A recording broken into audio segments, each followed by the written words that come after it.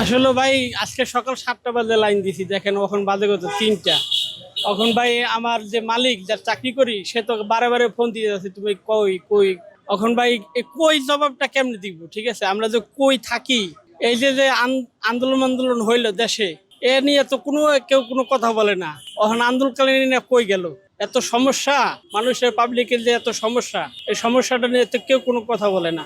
আজকে কতটা দিন ধরে এই যে এরকম খাওয়া নাই নাওয়া নাই, এই যে যে একটা সমস্যাটা নিয়ে তো কেউ কোনো কথা বলতেছে না। মানে এটা কোনো হইলো?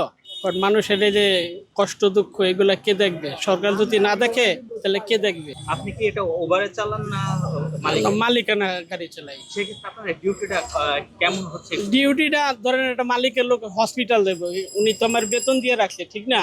এখন যদি ওনার কাজের সময় যদি আমার মানে না পায়, তাহলে উনি আমার কি রাখবে?